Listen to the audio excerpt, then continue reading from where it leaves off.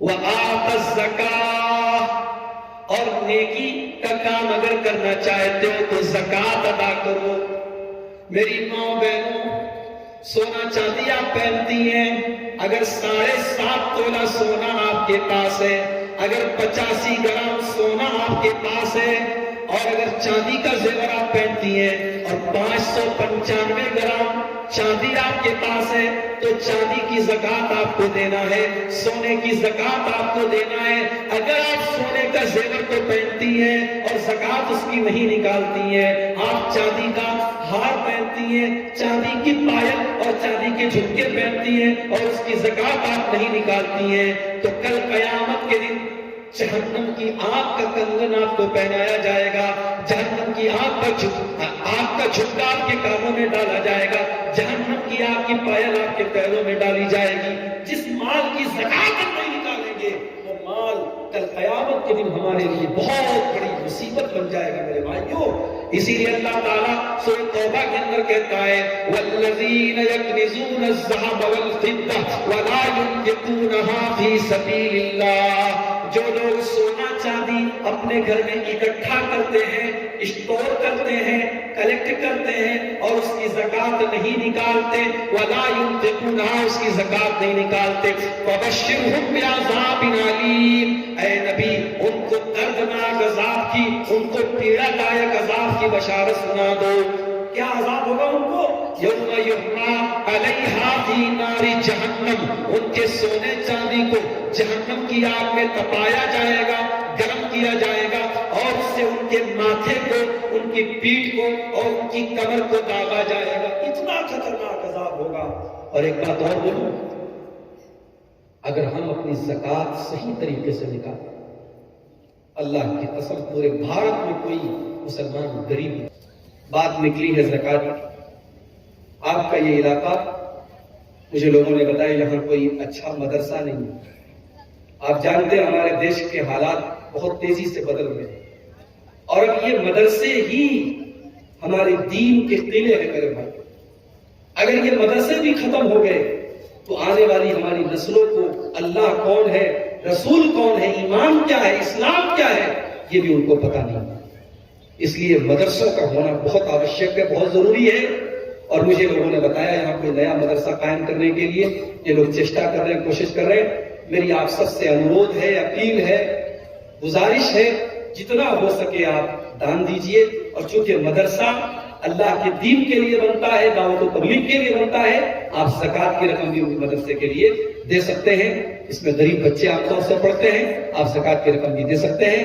وہ ٹاپک الگ ہے، زکوٰۃ کس کو دینا چاہیے، کون کون زکوٰۃ کا حقدار ہے، میں ادھر نہیں جاؤں گا۔ لیکن یہ بات یاد رکھیے، اگر ہم نے اپنے مال کی صحیح طریقے سے اگر زکوٰۃ نکالی ہوتی تو آج بھارت میں کوئی غریب نہ ہوتا، آج مسلمانوں کی یہ حالت نہ ہوتی جو آج حالت ہم دیکھ رہے ہیں۔ آج کتنے مسلمان فٹ پاتھ پر سوتے ہیں، کتنے مسلمان اپنے بچوں کو 2 ٹائم کی روٹی نہیں کھلا پاتے ہیں اور آتم ہتیا کر لیتے ہیں، سوسائڈ کر لیتے ہیں، خودکشی کر لیتے ہیں۔ اور بھوپال کی وہ مسلمان بہن آج سے 3 سال پہلے جب خبر آئی تھی، اس نے بھوک کی وجہ سے پھانسی لگا لی تھی اپنے آپ کو اور اپنے بچوں کے ساتھ وہ مر گئی تھی۔ اس بھوپال کی اس مسلمان عورت نے پوری امت کے منہ پر تھپڑ لگایا ہے کہ تم کیسے مسلمان ہو، تم نے زکوٰۃ نکالی ہوتی تو وہ بیچاری بھوک کی وجہ سے جان نہ دیتی۔ میرے بھائیوں، آج بھی اگر بھارت میں لوگ بھوک کی وجہ سے مر رہے ہیں تو یہ بہت افسوس کی بات ہے۔ زکوٰۃ وآت الزکاۃ، اگر تم نیک بننا چاہتے ہو تو اپنے مال کی تم زکوٰۃ نکالو۔ وَالْمُوفُونَ بِعَهْدِهِمْ إِذَا عَاهَدُوا، اور میرے بندو تم نیکی کا کام اگر کرنا چاہتے ہو تو وعدہ جب کسی سے کرو تو وعدہ کو پورا کرو، وعدہ پورا کرو۔ وعدہ، مسلمان کا وعدہ، مسلمان کی زبان پکی ہونی چاہیے۔ مسلمان اگر کسی سے وعدہ کرے تو وعدے سے مکر جانا یہ مسلمان کی شان نہیں ہے۔ غزوہ بدر کا موقع ہے، مسلمانوں کی تعداد 313 ہے، دشمن کی تعداد 1000 ہے۔ اللہ کے رسول کے ایک ایک صحابی کی بڑی اہمیت ہے، بہت مہتو ہے، ایک ایک آدمی کی جان بہت قیمتی ہے۔ اتنے میں صحابی اللہ کے نبی کے پاس آتے ہیں، حضرت حذیفہ ابن یمان رضی اللہ تعالیٰ عنہ، اور وہ کہتے ہیں اے اللہ کے نبی، مجھے مکہ کے کافروں نے پکڑ لیا تھا اور مجھے اور میرے باپ کو انہوں نے اس شرط پر چھوڑا ہے کہ ہم مسلمانوں کا ساتھ نہیں دیں گے، ہم آپ کا ساتھ نہیں دیں گے۔ جب ہم نے ان سے یہ وعدہ کیا تب انہوں نے ہم کو چھوڑا ہے، لیکن اے اللہ کے نبی یہ بدر کی لڑائی ہے، یہ اسلام کی پہلی لڑائی ہے، ہم نے ان سے وعدہ تو کر لیا ہے مگر ہم آپ کے ساتھ آئے ہیں اور ہم آپ کے ساتھ لڑائی میں جائیں گے۔ اللہ کے نبی نے فرمایا نہیں نہیں، یہ نہیں ہو سکتا، تم نے وعدہ کر لیا ہے، میرے پاس 313 لوگ ہیں، مجھے ایک ایک آدمی کی ضرورت ہے، مگر میں وعدہ نہیں توڑ سکتا، میں وعدہ کی وعدہ خلافی نہیں کر سکتا، ان صریفہ تم دونوں واپس چلے جاؤ، ہم تمہیں لڑائی کے میدان میں نہیں لے کر کے جائیں گے۔ یہ ہوتا ہے وعدہ۔ آج مسلمان کے وعدے کا کوئی لحاظ نہیں، جھوٹ بولنا، وعدہ خلافی کرنا اور امانت میں خیانت کرنا، یہ 3 نشانی اللہ کے نبی نے بتائی تھی، منافق کی نشانی ہوتی ہے۔ افسوس کی بات ہے آج مسلمان کی نشانی بن چکی ہے۔ آج مسلمان بزنس کرتا ہے، کاروبار کرتا ہے تو یہ تینوں چیزیں اس کے اندر ہوتی ہیں۔ وہ جب بولتا ہے تو جھوٹ بولتا ہے، وعدہ کرتا ہے تو وعدہ خلافی کرتا ہے، اور امانت رکھی جائے تو خیانت کرتا ہے۔ میرے بھائیوں، اللہ نے کہا اگر نیک بننا چاہتے ہو، اگر نیکی کا کام جاننا چاہتے ہو، وَالْمُوفُونَ بِعَهْدِهِمْ إِذَا عَاهَدُوا، تو جب وعدہ کرو تو وعدے کو پورا کرو۔ یہ ہو گئی 14 چیزیں۔ اب 2 چیزیں اور ہیں جو میں بات کر کے اپنی بات کو سماپت کرنے جا رہا ہوں، اور بات پوری کرنے کے پہلے میں 3 سوال بھی کروں گا جیسا کہ میں نے وعدہ کیا تھا، مردوں میں سے یا عورتوں میں سے اگر کوئی بھی جواب دے دے گا انشاءاللہ میں اپنی طرف سے کچھ اس کو انعام بھی دوں گا۔ تو آئیے آگے بڑھتے ہیں۔ وَالْمُوفُونَ بِعَهْدِهِمْ إِذَا عَاهَدُوا، اپنے وعدے کو پورا کرنے والے یہ بھی نیک لوگ ہیں، یہ بھی نیکی کا کام ہے۔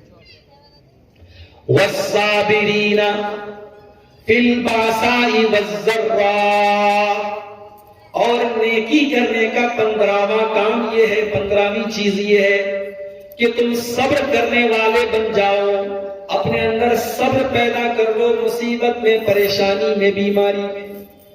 بیماری آتی ہے ہماری زبان سے غلط جملے نکل جاتے ہیں۔ بچہ بیمار ہو گیا، ماں کہتی ہے اللہ کو کوئی اور نہیں ملا تو میرا بچہ ملا تھا۔ پتی بیمار ہو گیا، شوہر بیمار ہو گیا، عورتیں کہتی ہیں میرے ہی شوہر کو بیمار ہونا تھا، میرے ہی پتی کو بیمار ہونا تھا۔ بیماری میں کبھی کبھی ہم یہ بھی کہہ دیتے ہیں کہ یا اللہ مجھے اٹھا لے، نہیں کہنا چاہیے میرے بھائیوں، صبر کیجئے۔ حضرت ایوب علیہ السلام نے کیسے صبر کیا؟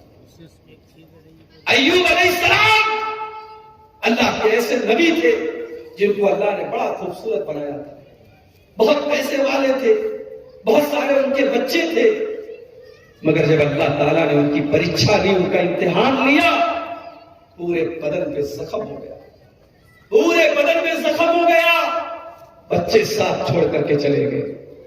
4 بیویاں تھی، 3 بیویاں بھی چھوڑ کے چلی گئی، صرف ایک بیوی بیچاری تھی، وہ بیچاری خدمت کرتی تھی، سیوا کرتی تھی، شوہر کے زخموں کو دھلتی تھی۔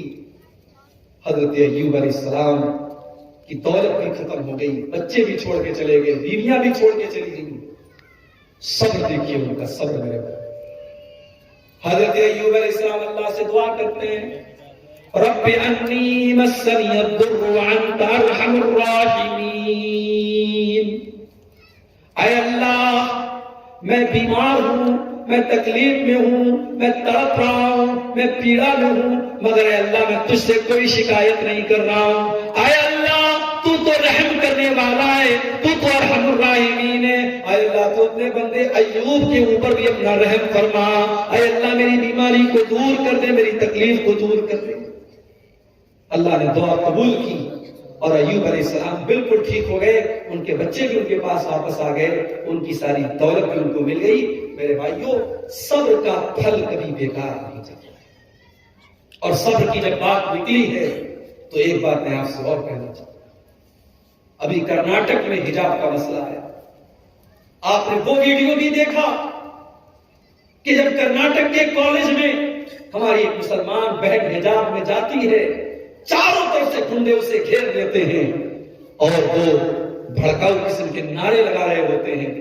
اللہ کی ہماری وہ بندی اللہ کی وہ بندی اور ہماری وہ بہن، اس کا نام مسکان خان تھا، اس بہن نے کتنی ہمت اور بہادری کا کام کیا. اس نے اس بھیڑ کے سامنے ڈٹ کر کے وہ کھڑی رہی، اپنے حجاب میں وہ کھڑی رہی، اور اس نے نعرے تکبیر اللہ اکبر کا جو یہ نعرہ ہے، اس نے یہ نعرہ بھی لگایا، اور اس لڑکی نے یہ ثابت کر دیا کہ صبر کس کو کہتے ہیں. صبر یہ ہے کہ جب لڑکیاں بے پردہ گھومیں، لڑکیاں بے حجاب گھومیں، ایک مسلمان بہن بیچاری وہ پردے اور حجاب میں کالج جاتی ہے، اس کو کہتے ہیں صبر. صبر یہ ہے کہ جب آپ کے ساتھی، آپ کے دوست، آپ کے ساتھ اٹھنے بیٹھنے والے شراب کے نشے میں دھت رہتے ہیں، لیکن آپ اپنے آپ کو شراب سے بچا کے رکھتے کہ نہیں صاحب، میری شریعت میں، میرے اسلام میں شراب کی اجازت نہیں ہے. یہ صبر ہے. صبر یہ ہے آپ کی عمر 20 سال کی ہو گئی ہے، آپ کو اللہ تعالیٰ نے جوانی بھی دی ہے، خوبصورت بھی ہے، آپ چاہیں تو غلط راستہ چن سکتے ہیں، اپنا سکتے ہیں. بے پردگی اور بے حیائی اور زناکاری کا ماحول ہے، مگر ایک نوجوان لڑکا اپنی عزت و آبرو کی حفاظت کرے، ایک نوجوان لڑکی اپنے آپ کو بچا کر کے رکھے غلط کام سے، بے حیائی کے کام سے. اس کا نام بھی صبر ہے میرے بھائیوں. اور یہ صبر اللہ کے یہاں بیکار نہیں جائے گا. اللہ نے کہا صبر کرنے والوں کو اتنا دیں گے، اتنا دیں گے کہ تم سوچ بھی نہیں سکتے. انما یوفی الصابرون اجرهم بغیر حساب. ہم صبر کرنے والوں کو بے حساب دیں گے. تو یہ 15ویں چیز ہے کہ ہم صبر کریں. اور آخری چیز وحین الباس، اور نیکی یہ ہے کہ تم میدان جنگ میں جب دشمن کا مقابلہ ہو رہا ہو، جب دشمن سے مٹ بھیڑ ہو رہی ہو، جب دشمن سے لڑائی ہو رہی ہو، اور میدان جنگ میں تم دشمن سے لڑنے کے لیے گئے ہو، تو تم میدان جنگ میں ڈٹے رہو. پیٹ پھیر کر کے نہ بھاگو. پیٹ پھیر کر کے بھاگنا یہ مسلمان کی شان نہیں ہے. نیکی یہ بھی ہے کہ جنگ کا میدان ہے اور مسلمان دشمن سے مقابلہ کرنے کے لیے گیا ہے، تو جنگ کے میدان میں وہ ڈٹا رہے، وہ جمع رہے، وہ میدان چھوڑ کے نہ بھاگے. یہ بھی نیکی کا کام ہے. تو یہ نیکی کے ٹوٹل 16 کام اللہ تعالیٰ نے اس ایک آیت کے اندر گنائے ہیں. اور اس کے بعد فرمایا اولئک الذین صدقوا، اولئک الذین صدقوا. یہ 16 کام اگر تم اپنے اندر پیدا کر لو تو میرے بندو تم اللہ کے سچے بندے بن جاؤ گے. واولئک هم المتقون، اور اللہ کے متقی بندے، پرہیزگار بندے بن جاؤ گے. تو یہ 16 چیزیں ہم اپنے اندر پیدا کریں گے، بولو بھائی انشاءاللہ. نماز کی پابندی کریں گے انشاءاللہ. اپنے مال کی صحیح زکات ہم نکالیں گے انشاءاللہ ہم نکالیں گے. اور اب آئیے میں تقریر ختم کرنے جا رہا ہوں.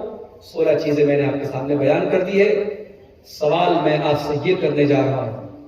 پہلا سوال میرا یہ ہے کہ جو 16 چیزیں میں نے بیان کی ہیں اس میں سب سے پہلی چیز میں نے کیا بیان کی؟ کوئی بتا سکتا ہے؟ ماشاءاللہ، اللہ کے اوپر ایمان لانا. کیا نام ہے بھائی آپ کا؟ آپ اپنا نام یہاں بتا دیں، آپ کو انشاءاللہ انعام دیا جائے گا. دوسرا سوال میرا آپ سے یہ ہے کہ میں نے جب یہ کہا کہ اللہ کے اوپر ایمان لانا ہے، اللہ کون ہے، اللہ کا انٹروڈکشن کیا ہے، اللہ کی پہچان کیا ہے، قرآن کریم میں کون سی آیت میں نے پڑھ کے بتائی تھی اللہ تعالیٰ کی پہچان؟ اب اتنے سارے لوگوں کو کون نام دے گا بھائی؟ تو آیت الکرسی اللہ تعالیٰ کا انٹروڈکشن ہے. اچھا مسکین کس کو کہتے ہیں؟ مسکین اور سائل میں کیا فرق ہے؟ کوئی بتا سکتا ہے؟ مسکین کس کو کہتے ہیں؟ بیٹھے رہتے ہیں میں جو بھیک مانگتا ہے، ہاں اس کو کہتے ہیں غریب ہے لیکن مانگتے نہیں. ماشاءاللہ. مسکین وہ ہے جو ضرورت مند ہے لیکن خوددار ہے، وہ کسی کے آگے ہاتھ نہیں پھیلاتا ہے. اللہ کے رسول کی حدیث ہے، آپ نے فرمایا لیس المسکین الذی ترده القبلۃ والقبلتان. مسکین وہ نہیں ہے جس کو ایک لقمہ 2 لقمہ دے دو وہ چلا جائے بس اس کا کام ہو جائے. مسکین اس کو کہتے ہیں کہ ضرورت مند ہے مگر لوگوں کے آگے ہاتھ نہ پھیلاتا. ٹھیک ہے. اس کے بعد تیسرا اور آخری سوال کہ اللہ تعالیٰ نے ان 16 چیزوں میں ایک چیز یہ بھی بیان کی ہے کہ صبر کیا جائے. ایک تو کہا فی الباسا تکلیف میں، والضراء مصیبت میں. صبر کی تیسری قسم کیا ہے؟ تیسرا کون سا مقام ہے جہاں آپ کو صبر کرنا ہے؟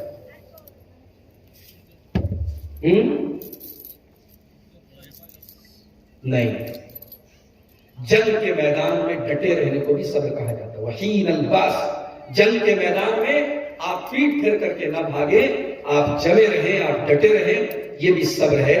صبر کا مطلب ہی ہوتا ہے ڈٹے رہنا.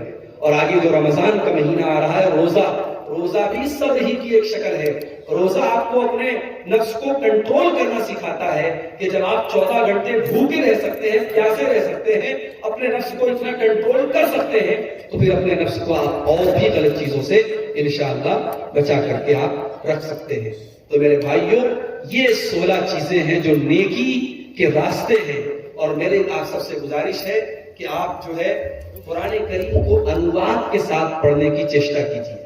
قرآن کا اردو بھی ترجمہ آتا ہے اور بنگلہ میں بھی انواد آتا ہے، اور تفسیر احسن البیان جہاں تک میری نالج ہے وہ بنگلہ زبان میں بھی آ چکی ہے.